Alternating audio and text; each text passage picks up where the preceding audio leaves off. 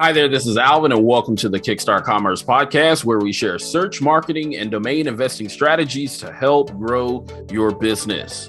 Before we dive into today's show, allow me a moment to speak to the elephant in the room. So first off, a big heartfelt thank you to everyone that has checked in on me, whether it be by texting, emailing, phone calls, social media, etc. All is well with me and my family. In fact, our future is quite bright as we are transitioning from Austin, Texas to Fort Worth, Texas this summer to plant a church in 2023. So, of course, I know for some of you, I know that this is knowing this bit of information. I've been pressed for time, which is why the blog and the podcast content has slowed over the past, couple of months or so. But nevertheless, I plan on resuming consistent content production once we settle in Fort Worth. So thank you all for your compassion and your patience with this process as we move to Fort Worth. And in addition, for those of you who have inquired about giving and supporting this upcoming church plant, Mosaic Church Fort Worth, we are now able to accept giving donations online. And so whether it's a one-time gift or if you choose to partner with us on a monthly basis, please visit mosaicchurchfortworth.com. Again, that's mosaicchurchfortworth.com and click the Giving Financially button near the bottom of the page. We would definitely appreciate any gift, whether that's one time or whether that's a recurring monthly partnership with us. So again, thank you for all of your support. And now on to today's show with our long-awaited guest and interviewee, Andrew Rosener, the founder and CEO of Media Options, the #1 global domain brokerage company, as well as he's also the owner of the domain name authority, DomainSherpa.com. Today, Drew and I discuss the importance of playing to one's strengths as he shares his own downfall dabbling in domain development rather than focusing on domain investing and brokering. We also go back down memory lane and journey from the bottom to the top, if you will, to learn how Drew amassed a portfolio of 1,100 domains, yet he never knew a domain industry even existed. Drew then shares how one phone call from GoDaddy forever changed the trajectory of his life. Drew also highlights how he stair-stepped his way into the domain industry, studying, networking, launching a newsletter, and simply doing what came natural to him, dialing for domain dollars.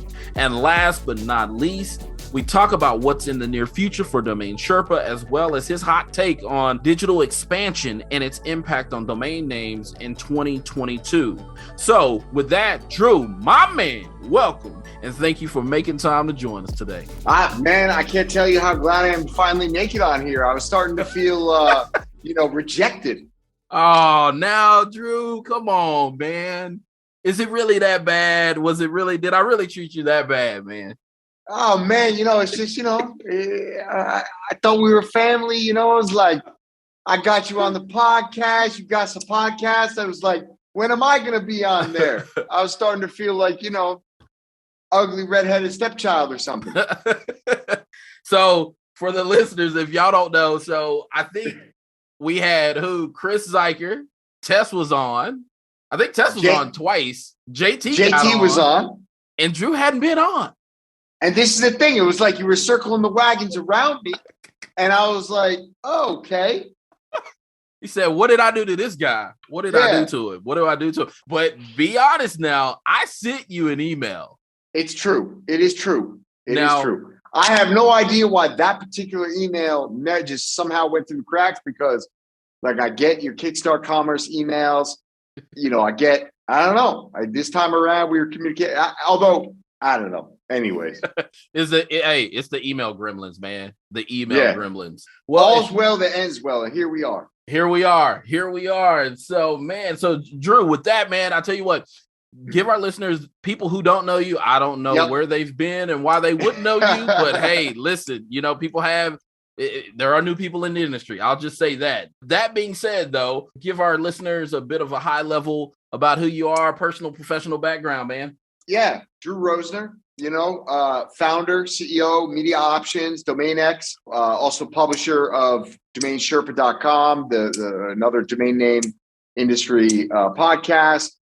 I wear a lot of hats. I've got an NFT business, Apin Productions, in partnership with Timbaland. We've got, Ganjapreneur.com, which is a cannabis B2B media platform. And, and a variety of other little things. I do a lot of angel investing, been in crypto for 10 years now. So I wear a lot of hats. My background, I got into the domain space just sort of because I'm hyperactive, and every time I had an idea, I'd buy a domain for it, kind of like a lot of us.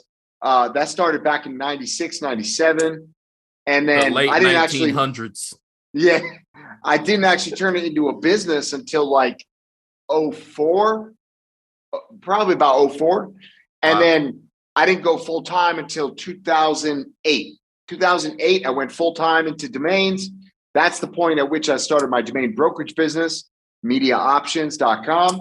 Media Options went on to become the number one domain broker in the world. We've held that position for, 5 or 6 years now. We sell a lot of domains. So, Drew, what were you doing then before 2008? Before you were slinging domains and all that? I was slinging dead fish, man. I was a fishmonger. I was, what? I was import, export, dead fish, frozen fish, in bulk. You know what I mean? Like container loads. We were importing it from Peru. So we were the biggest importer from Peru of scallops. We were the largest importer from Japan of scallops. We imported a lot from China, Philippines, Thailand. We were importing from Chile, Mexico, you name it, man. We were all over the place. And then, we process it in the U.S., refreeze it, ship it back out the door. We were supplying, U.S. food service, Cisco, cruise ships. We were supplying Benihana restaurant. My main client, my biggest, I was making good paper, man. Let me tell you something. I was 20, I left 2008. Between, let's say 23 and 28 years old, I was making $350 a year, 300,000, 350,000 Man, a slinging year. some dead fish. But, look, I mean, me, man. You give it to me, I'll sell it. You know what I'm saying? Bro, I was selling a lot. It wasn't just like a little bit. I was selling a lot. Drew, wait. So you did you go to school for this or did? No. There's nothing in my life that happened on purpose. Everything in my life happened by accident. And I mean that. Oh my gosh. So no, I went to school for management information systems. So I got a Bachelor of Science in, basically it was like database design. Basically at that time, somebody told me that the best paid job was the guy in the middle between the guy that could program and the guy that had a business and needed to get programmed. And the guy that could translate between those two, that was the best paid job in the world right then. And that was, this was me graduating high school in the mid 90s. And it was like, you want to get paid? This is what you go do. I was like, all right, that's where I'm going to get paid. I'm going to go get a degree in that. So I did that. And then I launched a little software business with my buddy Parker, to this day, one of my best friends. We launched this little business. We were doing software for blue collar businesses. So we were out in, he lived in East Hampton. That's where he came from. So, we went out there, we he had some connects. And so we got hooked up with like a big HVAC company. We got hooked up with a big pool service company.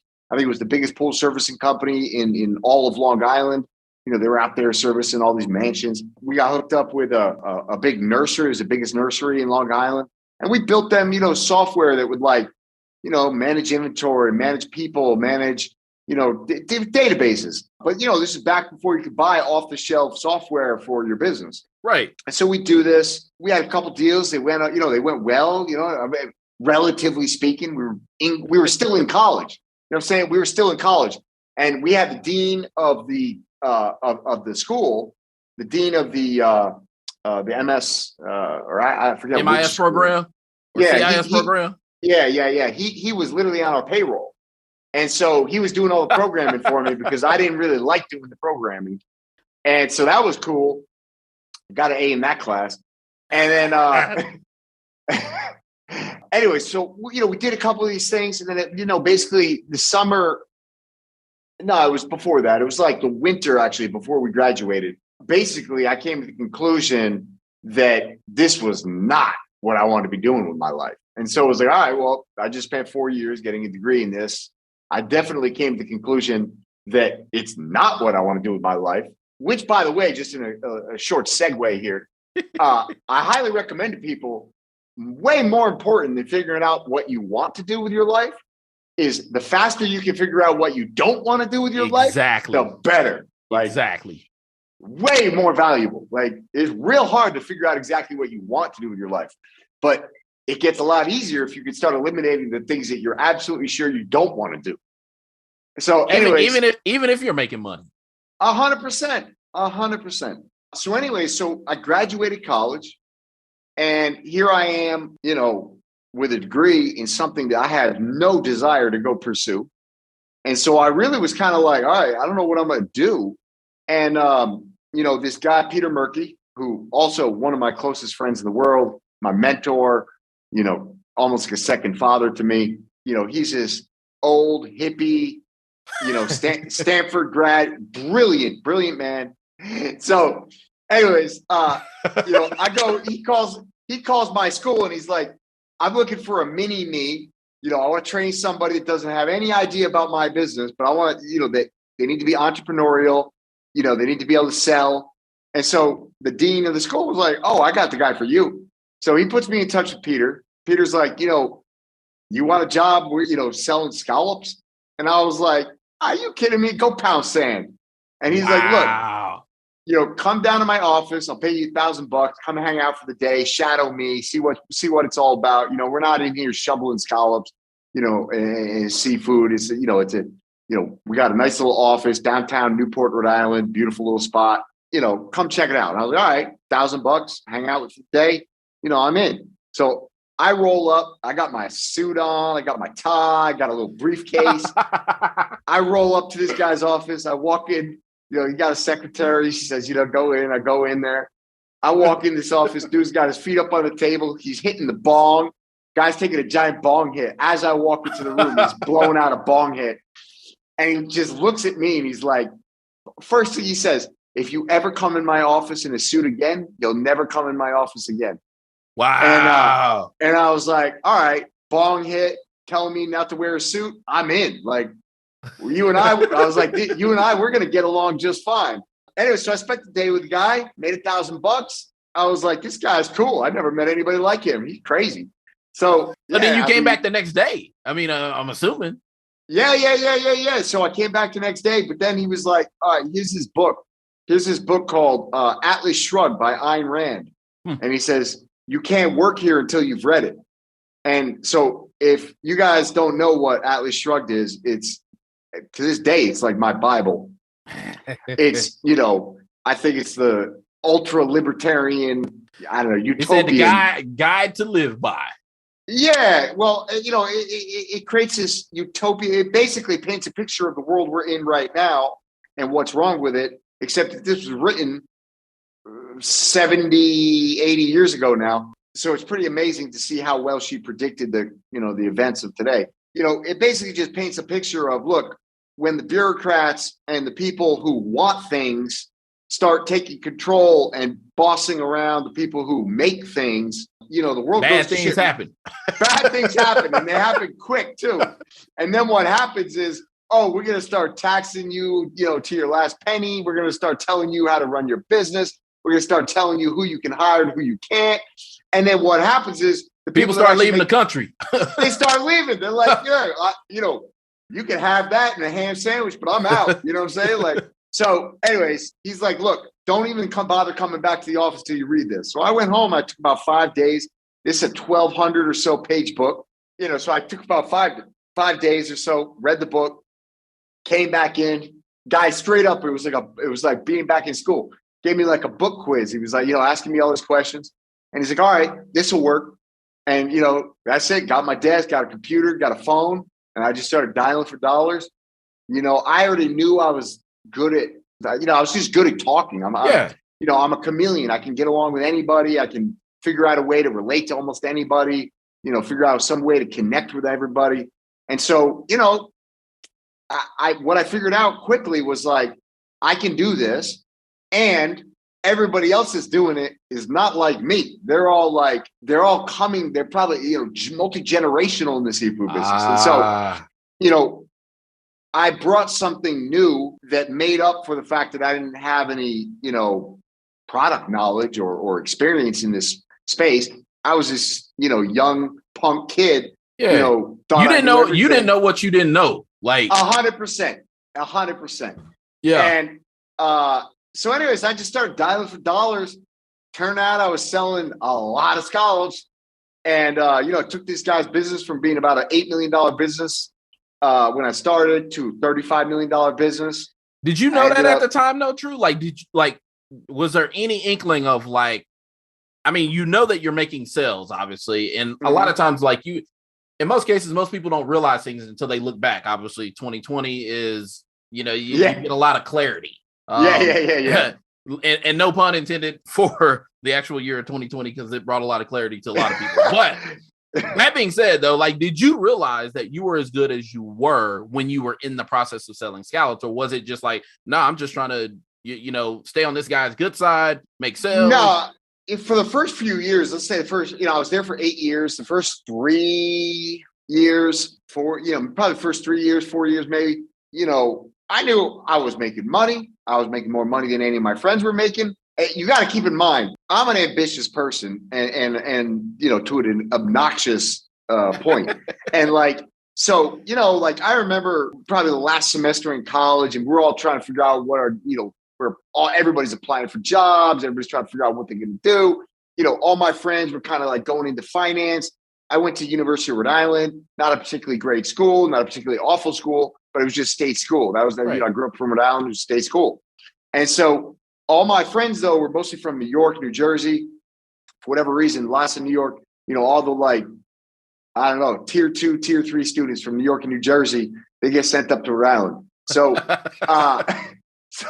anyways, a lot of my friends were from New York and New Jersey. Basically 100% of them, even the girls, were all going to go into finance. And so, I basically, in my mind, before Peter Berkey called, it was like, all right, I'm not going to be in this database thing. I love money. I love making money. I was already doing a little stock trading in college. I was, and so I was like, I'll probably just go into finance, right? And I remember I was applying with American Express. I was applying with Citibank and, like different spots at Bank of America. And so I was like, I'll probably end up in some element of finance or something, right? And so, we're all like competing about, how much you think you're going to make in your first year. Right. And at that time, average salary, if you went into finance or whatever, so something with a, comparable degree or whatever, people were making like, 40 to 60 grand. Right. And right. I was like, I'm not doing a job unless I can make 80 grand. And I remember I had like a blowout, Parker was like, man, you're tripping. There's no way you're making 80 grand. You tripping. My other two friends, the Decker brothers, they were twin brothers. Both clever, both smart, hardworking guys. They came from New Jersey. The finance was, that was clear that's where they were going to go. And they were like, you're out of your freaking mind. Who the hell do you think you are? And I was like, I don't know. And all I know is a couple months later, man, I was out, slinging scallops. And not only did I make my 80, but I think I pulled in like 120 in the first year. Oh, and yeah. And my base salary, by the way, was only $28,000. I had a $28,000 base salary. And then I had I don't remember exactly what my commission deal was, but it was a great deal. To the point where after like 2 years, dude was like, look, I'm glad I motivated you, but the house needs to make some more money. So, we're going to have to rearrange that. We got to restructure this. We got to restructure agreement going on here. Yeah. So anyways, but then, basically the whole point of him hiring me was he was going to retire. So I kind of took over the business. At least we had this woman who, kind of ran the administrative side of the business, right. But I took over like the buying and the selling and the side of the business. We grew that thing and it was a great ride. Right. And then, at some point it was like, couple things happened kind of all at the same time. So one was my wife, who's German. And we had gotten married while I was working there. And, when we got married, she was living in Germany. That's a whole longer story that we could get into another day. But like, she was in Germany, I was in the US. We were playing international love affair for 2 years. Yeah. And so, I proposed, she accepted, we got married. She told me, look, I'll give you, 4 years in the US and then that's it. We're out. So basically my clock ran up with my wife, right? And then 2008 hit. Everybody's depressed. Everybody's telling you about losing a job. Everybody's telling you about the business going on. It was just bad news everywhere, right? And so it was also a very cold, horrible winter in Rhode Island or in the whole Northeast. And so we were like, all right, we're out. And then the third thing that happened was that I actually started to make a little money from these domains. And so, wait, Drew, so you were just buying stuff, but you weren't really in the industry. I didn't even know there was an industry. I literally didn't even know there was an industry. I didn't know there was anybody in the world that was doing this full time. I didn't know there was anybody in that world. I didn't even know there was like a secondary market. I just thought, you buy these things, you build them into businesses, or, once in a while, maybe someone comes along and wants it more than you do. But I didn't know anything, literally nothing. I didn't even know there was GoDaddy auctions. I didn't know nothing. So how many did you have at that time? Like that you had just purchased because you got a good idea or something? I had about 1,000 domains at that time. Wait, hold on, bro. Listen, some people enter into this, I got 20, 30 names. 1,000, Drew? Yeah, I had 1,000 names. I had about 1,100 names. I know that because so one day, what changed the game was one day I'm on my way up to my buddy's house in New York. He's got this big old farm. And we're driving up there. I'm with my wife. I get a phone call from GoDaddy, and it's Tess Diaz. And Tess Diaz says, "Hi, I'm from GoDaddy. I'm a executive accounts manager or whatever the hell it was called at that time." And she says, "We've created this new department called executive accounts, and we're calling all our customers that own more than 1,000 domains to find out what are you doing with them and can we help?" So I started rapping with Tess, and she's telling me. She's like, "What do you mean you don't know if there's an industry?" I was like, "I don't even know what you're talking about." I was like, she's like, "Well, why do you have all these domains?" I was like, "I don't know. Every time I have an idea, I buy a domain for it." And so she's like, "All right, well, you should read this and read that." She's sending me links. She's like, "There's these expired domain auctions on MameJet and Snap Names and, GoDaddy and all this shit." And I was like, oh, hello. So, the next few months, man, I went down the rabbit hole of learning about this domain industry. I got up on the forums, caused, havoc up in the forums. And to say the least. Yeah, to say the least. No, this is back before anybody even knew who I was, right? And so I was just like asking stupid questions, I didn't know nothing. Man, they said you was on there fighting people, man. I remember shortly after that, I got turned on to Shane Coultra, and he had this blog, same as what it is today, just telling people what domains were expiring. And I remember emailing him being like, "Hey, dude, you're such a douchebag. You're messing up these deals for me." I was like, here I am spending hours trying to find these great domains that are expiring. And then I got you telling the whole world about it.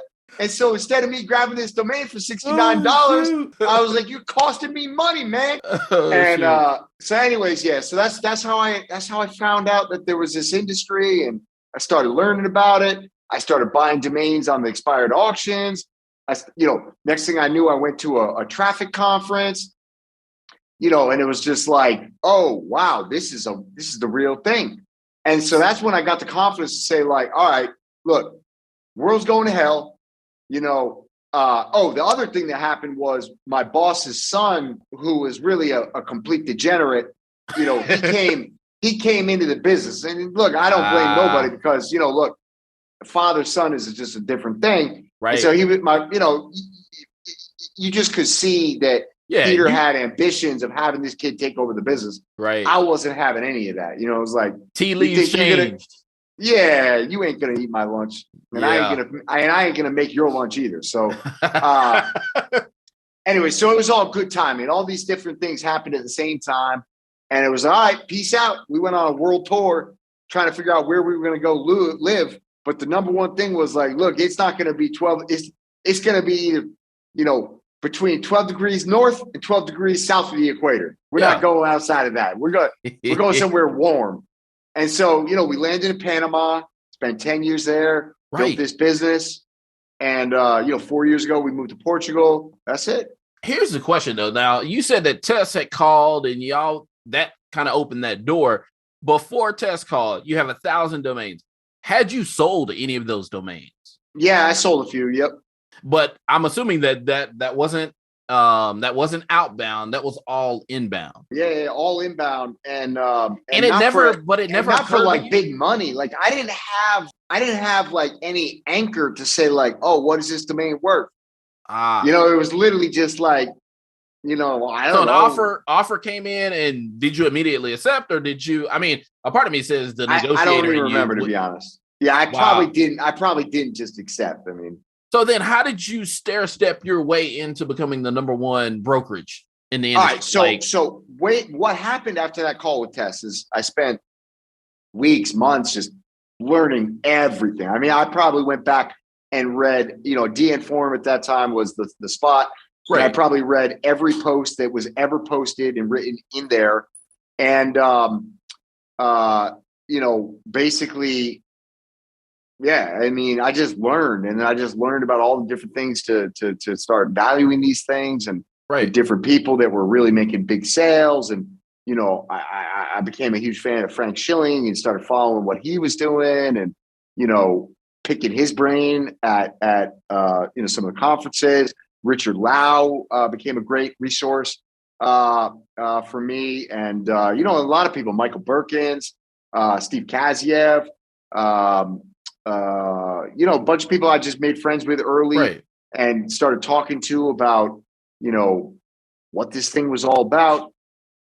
But what happened was, once I got turned on to the expired domain auctions, I went wild. And so what I realized very quickly was this is a cash intensive business if you want to do it right? Like, you got to lay out cash, and that cash isn't going to come back to you for years in most cases. Yeah. And so it was like, oh, okay, this was cool when it was like a little hobby. I have an idea, register a domain, like I could do that all day. But once I got into the game of, oh, wait, there's really good domains expiring all the time, every day. It's like, oh, wow, I need a I got to plan this out. Yeah, I need a sugar mama or something. Right? And so anyway, so what I did is, I basically was like, all right, look, we're going to leave, US. I'm going to quit my job. And this domain thing has legs, but the only way that I can turn it into a business that's sustainable, where I have any sort of feeling around constant cash flow, is, if I start proactively selling domains. And so, basically it started with me trying to sell my own names. I didn't have a lot of great names at that time. And so it was like, all right, let me try and sell some other people's names, because there was really nobody doing end user domain sales at that time. Basically the main dude was Rick Latona, and Toby Clements was working for Rick at that time. But they were really 90% focused on selling domains to other domain investors. So you had, basically taking names, you had the small fish who were willing to go out and do the hustle, find these names, and then selling them to the big fish who had more money than time. Right. And so that was the hustle. And that was a big hustle. I mean, Rick had a great business at the time. And then basically, the brokerage business slowly started to build. Once I started to make a few sales for a few of the people who had big, good portfolios in the business, everybody's looking for liquidity in this business, right? A little less so today than back then, but at that time, man, there was no liquidity in the market. And so, anybody who could offer liquidity, you were everybody's best friend. So once word spread that, all right, this dude can actually sell, a lot of people started contacting me. Then I launched a newsletter, so that helped. That probably sped things up too, I would imagine. Yeah, a little bit. Well, basically it added a different dimension. So I started to do, I got the newsletter idea came from Rick. I mean, literally I was just copycatting Rick's newsletter, and it was like, I'm going to do my own newsletter. So, that was basically my wholesale business. And then my end user business was me literally just dialing for dollars, just like I was doing with scallops. I didn't know any better, right? Wow. I don't even know what anybody else was doing. I just knew that you did what came natural. I did what I did when I did what I was told to do when I entered the fish business. And it was like, all right, this domain is related to cars. Let me get a database of all the people in the business, get a phone number, dial for dollars, don't take no for an answer. Those are the basic principles. Started hustling and, took about, in the first year, we lost, basically when I left, I want to say I had about $300,000 set aside in savings. Okay. And when I left the US and I moved to Panama, no, it was less. It was 120,000 is what it was. I had 120,000 and I had about 200,000 or 150,000 in domains that I had already bought. It was like, all right, we got enough to go for 1 year. Right. And let's see what happens. Let's see what happens. We lost money for probably 7 or 8 months. And then all of a sudden we started making money. And so I think we broke even or more or less that year. What and changed? That was it. Momentum, you know what I mean? You got to build a pipeline. It doesn't matter what you're selling. You need a pipeline, right? And so the more time you put into building that pipeline, things just start falling out the end of the pipeline. You know what I mean? Like that's the key, man. It's just build that pipeline. You know what I mean? Have a lot of leads teed up. Keep pushing. And so then you hit a tipping point where enough of those things just consistently start falling out the other end of the pipe. So then, Drew, let me ask you this then. So in terms of, because obviously there are a different class of folks that are likely listening. You have people who are investors, you have people who are brokers, you have people who are developers. Did you ever dabble in that development arena? Ooh. Oh, I tried, man. Listen, I got burned every time I put my hands on yeah. Yeah, I got how many different projects have you attempted to develop? A bunch.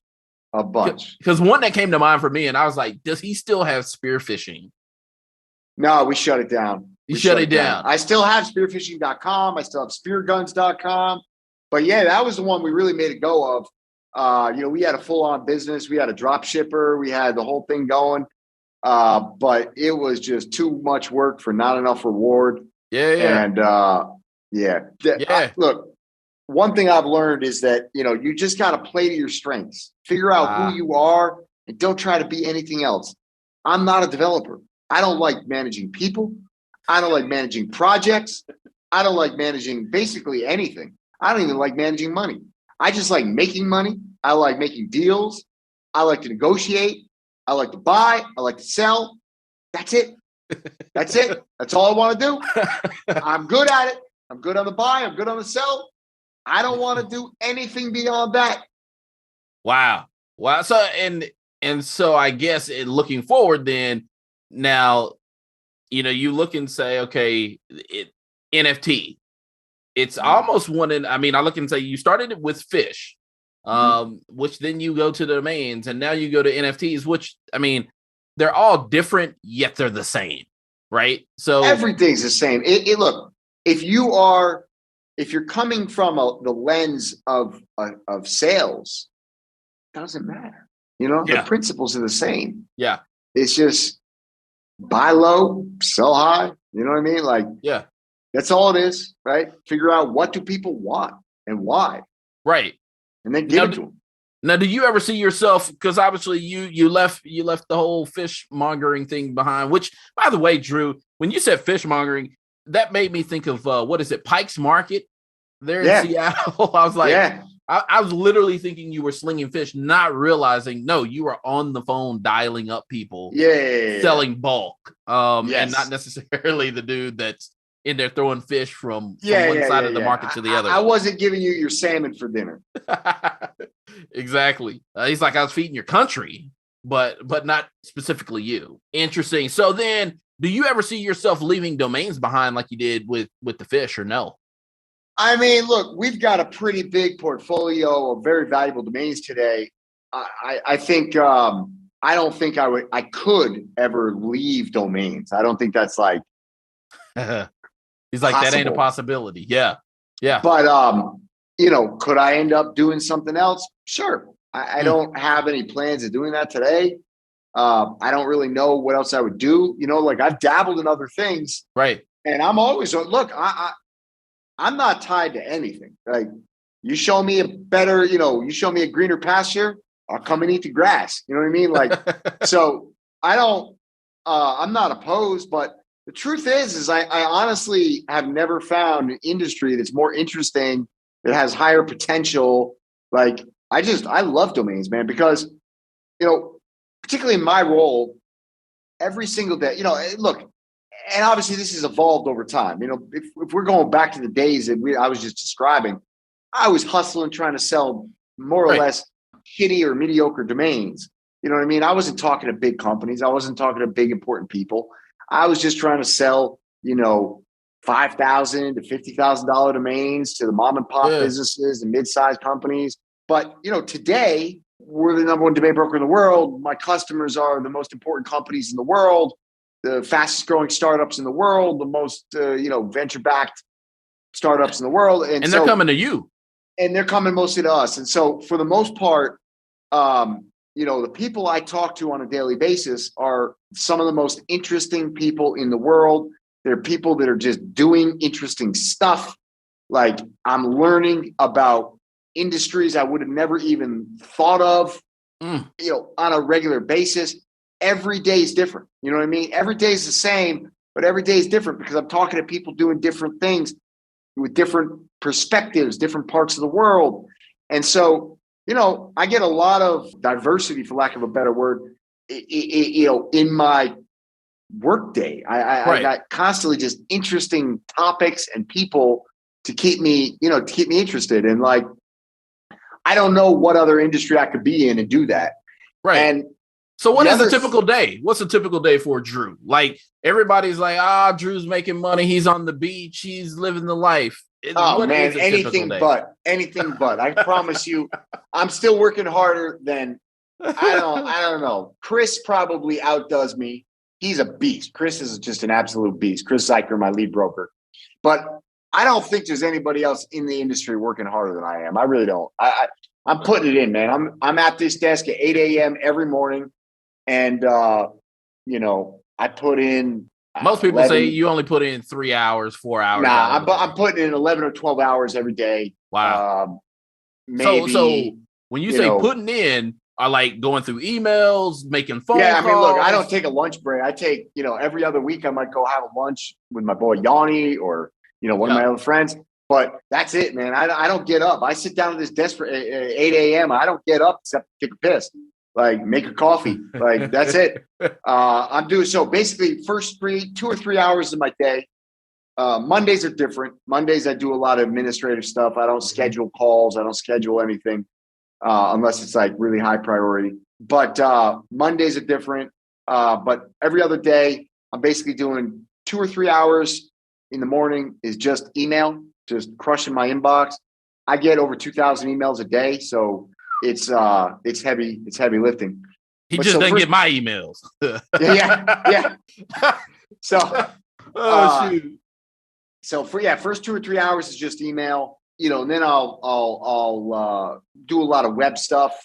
Basically I could go from research, domain searches, going through the auctions, going through lists, going through doing some administrative stuff like contracts. Right. I got stacks of papers that I'll go through, to-do lists and stuff.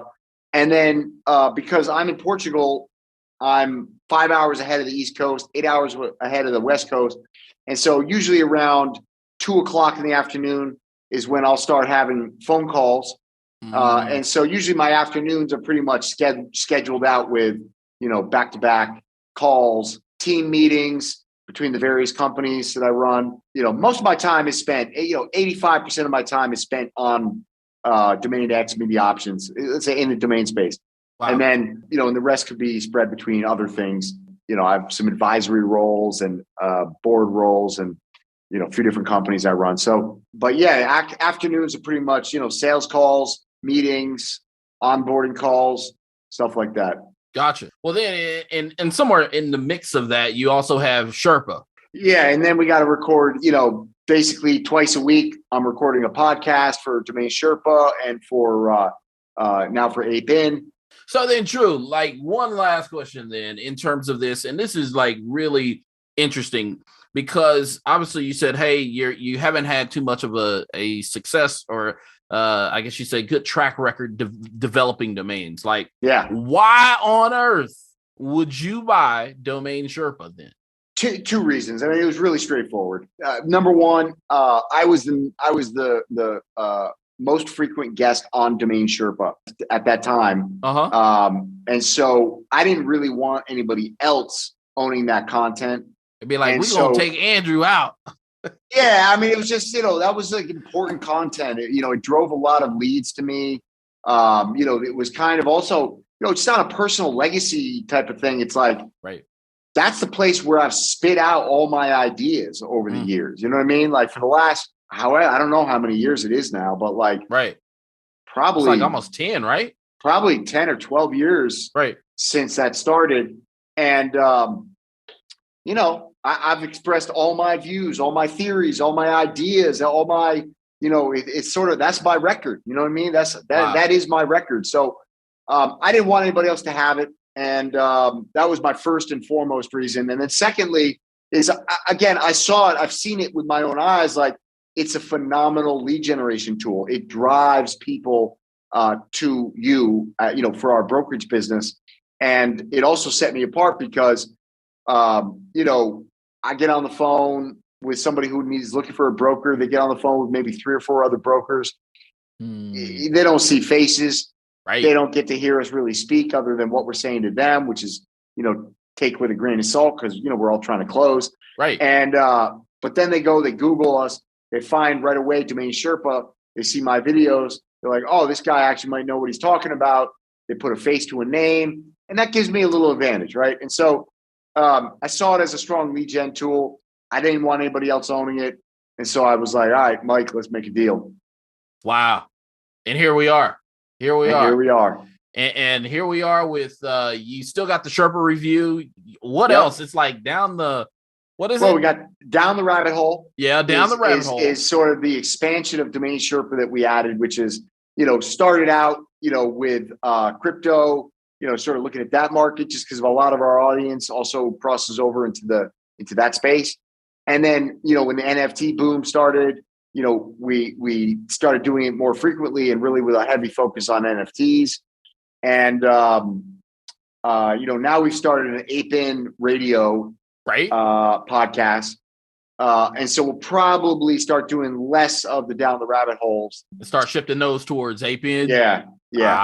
Got it. Well, then closing out this show, I mean, Drew, so here it is. We're at the beginning of 2022. Like, where do you see the industry going? What would be Drew's advice for somebody that's in this industry trying to either get started or even trying to level up, go into that next level? Like, what would you tell them, knowing everything that's globally going on? Like, what is Drew's advice in terms of buying, selling domain names? Yeah, I mean, I posted on Twitter the other day. I fundamentally believe domains continue to be one of the, if not the single best asset class on earth, particularly given the circumstances that we're in right now where, look, the one thing I know for certain is that digital expansion is not going away. Yep. It's only accelerating. It is the greatest network effect on the planet. And so, I don't care what you're going to do on the internet. It starts with a domain. And so and all the way up the food chain from, an entry-level domain to the best oneword.com in the world, supply is shrinking. Demand is increasing. So I continue to put my money there. I love domains. I just think that it's a massive opportunity. And I think that as a space, we're evolving. I think we finally kind of hit our tipping point where, Rick Schwartz had his 20-year plan. It was probably started 3 years ago, was when he hit that 20-year tipping point. And I think he's about right. I think, we're seeing maturity in the industry. We're seeing consolidation in the industry. It's getting harder to be, to enter just because the margins aren't, you got to pay more to get a good domain. And, so that margin between what you can get it for and what you can sell it for is getting squeezed, but it's still a better margin than you're going to find in almost any other business. And so, we shout out to Rally Road. We worked for years getting domains approved with the SEC with Rally Road to take domains public on Rally Road. I think that is a very big evolution for our industry. And that's fractional ownership, right? That's fractional ownership, but really, truly SEC, fully, public market, fully vetted, actual equity, right? So I think that's a pretty exciting thing. I think that's going to offer an opportunity for a lot of people who just want to come into the market, don't have the time to do it full time, don't have the time to really educate themselves about what's good, what's not, how to get into this market. There's a platform where you can get shares of domains that have been curated by experts. I'm pretty excited. I'm pretty proud that we accomplished that this year. So I think that's going to also help this market. It's going to help with validating pricing, validating liquidity, bringing more liquidity, bringing in more people and more visibility to the market. So I think that's a big step. So then, Drew, let me ask you this. So in terms of those that are like, we look at these expiring auctions, and now and I know from a decade ago, prices are drastically changing. So how does someone jump the shark, so to say, to get into this, knowing that, names that we would have probably paid, $100 to $175 for, now they're going for thousands, just at expiring. So like, how does somebody jump into that, or do they? It's hard. I think I think it's basically like finance. The best thing you can do is, first off, obviously learn, right? So listen to this podcast, listen to Domain Sherpa, read, Domain Name Wire, read DN Journal, read domaininvesting.com, read all the different blogs. More importantly, follow the DN Journal sales list and see what's selling. Go to Name Bio, see what's selling, and then, the best thing you can do is take a little spreadsheet and say, all right, here's a domain that's in the expired auctions. I would buy this domain at this price, right? And you mark it down here, xyz.com. Here's the price you sold for. You track it, you see what happens. You know what I mean? You see if you were right. Is that domain going to go up? It's going to go down. It's hard because sometimes these things aren't turning over for years. But I think, even if you're just guessing, all right, this is what I think it's going to sell for in this auction, and trying to basically. Yeah, you're honing that skill set for pricing. Exactly. That's it. And that's the most important thing, is understand what's a domain worth. If you understand that, that's a superpower. So, it's hard. It's just, I think that the table stakes are higher now, right? But many would say though, Drew, they're like, oh, well, I can't get in. Well, I'm just going to start hand-regging names. I'm the wrong guy to talk about that, just because that's not my game. I've adamantly been against that game for years. I haven't had any success with it. So, and next question. But there are people that make a go of it and they make money. Right. It's not my game. I will say this. It is, to me, I would lean more towards a person buying an expired name than I would a hand reg name, because it's easy. It's more dangerous, more risky from a financial sense of going out and just registering versus at least there's no social proof. Right. At least if you're bidding against other people, at least, and I say other people meaning more than 2 or 3 people in a bid, an auction rather. If you have 5 to 6, maybe 7 folks on an auction, at least there are 6 other people interested, 5 other people interested in this thing, versus the other way around of, well, I only have money to buy $8, $9, $10 domains. Hey, you rack up on 1,000 of those. That is really, really risky when you could have, purchased maybe 3 or maybe 1 good domain that, hey, definitely has a resale in the next 18 to 24 months. 100%. And a lot of people just forget. They think, oh, $9, I'm going to register that. Well, like lottery ticket. You got to pay $9 next year too. Yep. And so you start collecting hundreds of these things, and now you're carrying a liability. Exactly. Well, awesome, man. Was there anything else that you want to share? Anything else that you got going on that you want to bring up? Share with the people? No, man. I'm glad we finally connected and got this done. It's been a lot of fun. Hope I can do it again. That's it. Awesome, man. Well, we certainly appreciate it. Yeah, appreciate you. Appreciate all that you do for the industry, man. And seriously, man, thanks for stepping up to buy domain Sherpa. Who knows what would have happened, which direction it would have gone, and then certainly appreciative of the direction that you all are taking it. You, JT, team. So yeah. Yep. Yeah, I definitely don't do this alone. So shout out to the whole Media Options team. They're doing great work over there. Yeah. One last question, non-domain related. NFT world, like what is ETH at today? What is it at? About 2,700, 2,800. 2,700. 2,600 right now. All right, 2,600, Drew. Here it is. 6 months from now, when you and I get back on a show, where will ETH be? What's your guess? 6 months from now is September. Uh-huh. I don't know. What I'll say is this. I think Bitcoin will probably be between $60,000 and $74,000 at that time. Ethereum, maybe 4. Yeah. Yeah, 4 to 5. All right, we got him down. We got him down on the recording, and that's how we're going to open the next show.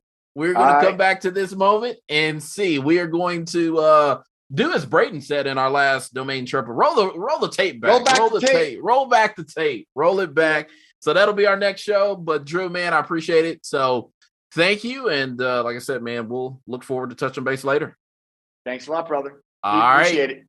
And thank you, listeners, for tuning in to Kickstart Commerce, where we share search marketing and domain name strategies to help grow your business. Please subscribe to this podcast via iTunes, Google Play, Stitcher, Spotify, or Podbean. Last but not least, please visit kickstartcommerce.com to subscribe to the newsletter sharing tips and tricks about the disciplines of digital strategy. Thanks, and that's all for now.